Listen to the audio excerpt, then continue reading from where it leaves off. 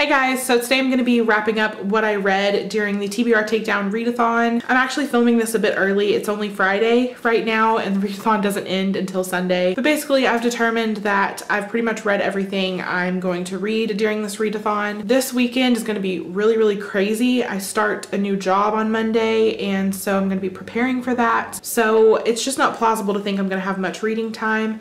And even if I do have some reading time, I probably won't finish any books this weekend.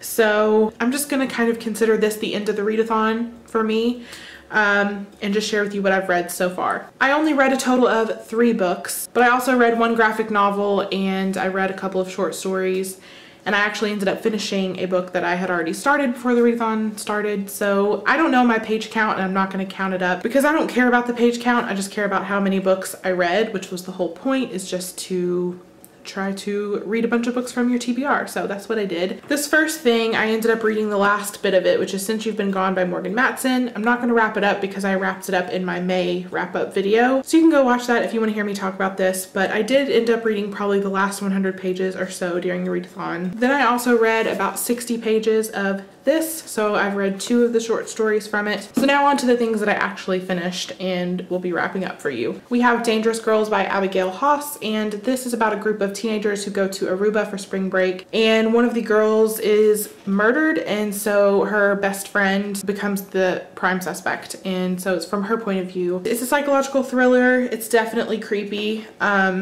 But it wasn't as intense as I was hoping it would be, so I guess I was a little disappointed by that. I've just read so many psychological thrillers that are really intense, and this was a more mild one. So I did like it, but it wasn't my favorite psychological thriller I've ever read. I think if you're new to this genre, it'd be a good one to pick up for sure.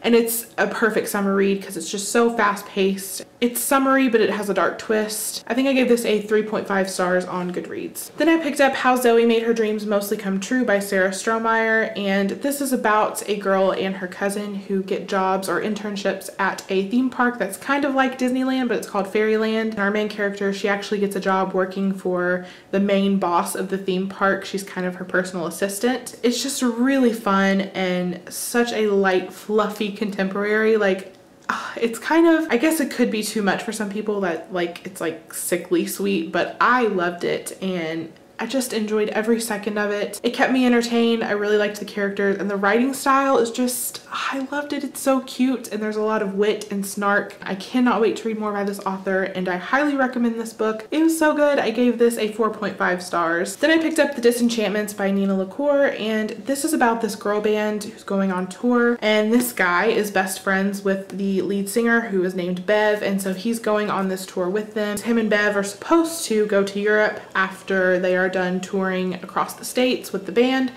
but she backs out last minute to go to college, and so it's about him figuring out what he's gonna do as well after the trip is over. I liked the writing, but I think the one thing I didn't really love about this was the characters.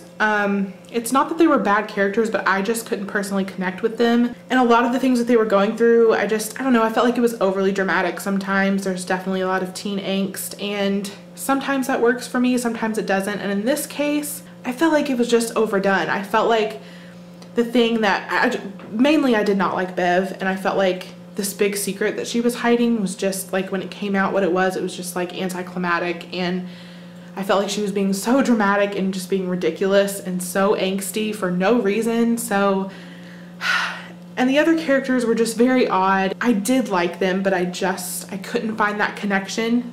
So that did affect how I felt about the book. Overall, I thought it was good and it was fun to read, but it didn't grab me. It wasn't something that I fell in love with. I ended up giving this a 3 stars. I liked it well enough, and I will be reading more by this author, but this isn't a favorite or anything. The last thing I have to talk about is a graphic novel, which is Who is AC by Hope Larson and illustrated by Tintin Pantoja. I'm sure that's not right. So this is what the artwork looks like, and there's some pages that have purple on them like that, and this is about a girl who basically turns into a superhero and has this secret identity.